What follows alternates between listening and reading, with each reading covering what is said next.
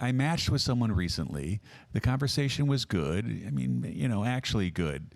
The kind where we were both engaged and asking questions instead of one person dragging the other along the whole way. We went back and forth for 3 days. I was interested. It felt like it was going somewhere. And then she sends me a message saying, "Well, my time in Chicago has come to an end. I wish we could have met up." What? Not moving or visiting, leaving, as in she never actually lived here. She was in town temporarily, and the whole time we were talking, 3 full days of genuine back and forth, she knew she was about to be gone and said nothing about it. No mention in her profile that she wasn't local. She only had her current location visible. No mention in the conversation that her time was limited. Just 2 days of creating something that was never going to go anywhere because she was already on her way out and decided that that was information I didn't need to have. I wasn't exactly angry. Well, maybe for a minute, but I've been doing this long enough that nothing shocks me. Look, long distance is impossible, but I would talk to somebody who lives somewhere else if it was established up front and we both knew what we were working with. Instead, she chose not to tell me for 3 days, well knowing the whole time. That's not an accident or an oversight, that's a decision. Here's the thing about what just happened.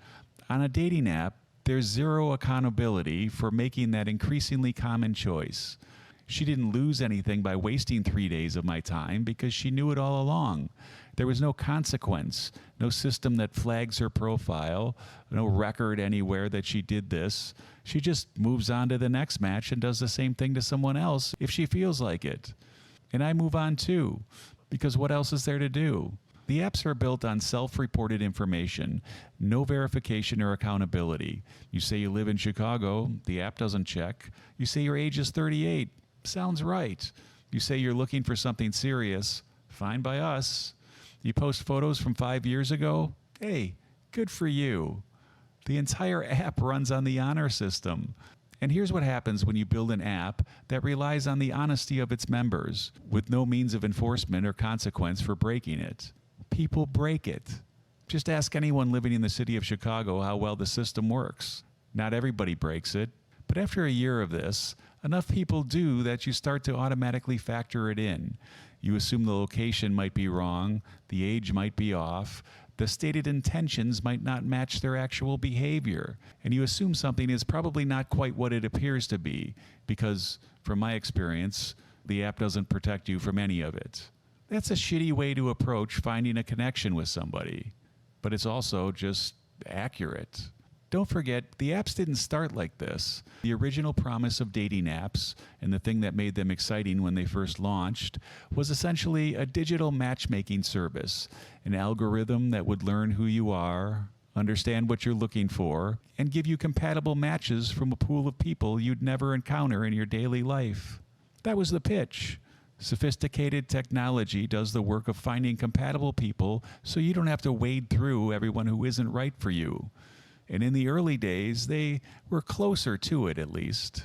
It seemed the algorithm actually tried to match you with people well. But at some point, something changed. You could say everything changed. They became solely focused on profit. Here's the business model problem with actually matching people well. If the app successfully matches you with someone, you form a relationship, and then you leave. The app loses a customer. You're gone. You're happy, and you're not spending money anymore. The app makes money when you're on it, and I know we talked about this before in past episodes. The app stops making money when you find someone and leave.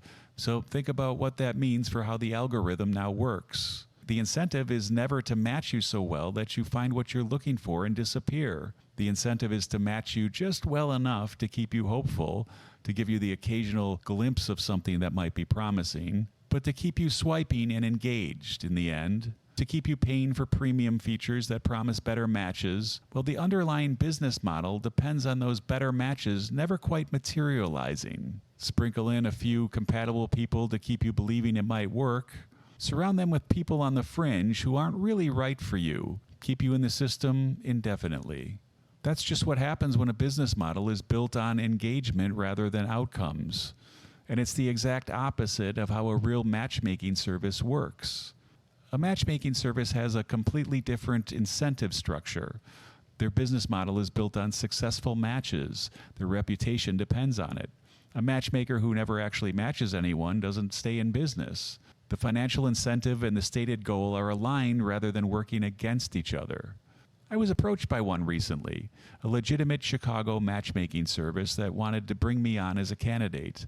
Not as a paying client.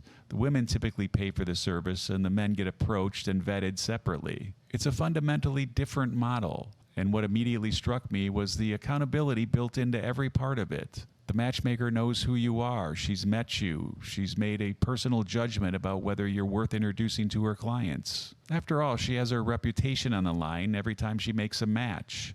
You can't hide your location in a matchmaking service. You can't post photos from decades ago, misrepresent your intentions, because a real human being has already had a real conversation with you and formed a real opinion about who you actually are. The information is as accurate as it can get, because someone with a professional stake in the outcome verified it.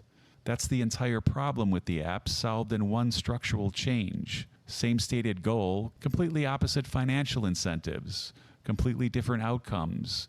But the problem with matchmaking services is they're expensive.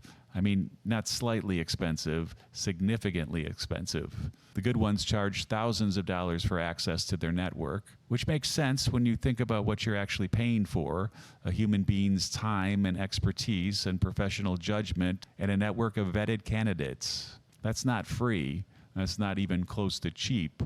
And the price point immediately eliminates most people. So you end up with this situation where the apps are free and chaotic and full of location deception and AI-generated photos and fake ages and people who have no intention of ever actually meeting anyone. And matchmaking is expensive, limited, and inaccessible to most people who would benefit from it. And in the middle, there's, well, nothing. No option that combines the scale and accessibility of the apps with the accountability and verification of real matchmaking service. No system where you can reach a large pool of potential matches and also trust that the basic information that you're getting is accurate. No model where the financial incentive actually aligns with helping you find someone rather than keeping you searching indefinitely. That gap is where most people are stuck right now. Too burned out on the apps to keep going through the motions, and too priced out of the alternatives to access something better. Just sort of grinding through the same unaccountable system that was corrupted by its own business model somewhere along the way, hoping the next match is the one that doesn't waste 2 days of their time with information they had the whole time and chose not to share it. That's where we are, and it's not a coincidence that people are starting to look for something else. The apps were supposed to be digital matchmaking. They became something else entirely because that's what the business model demanded of it.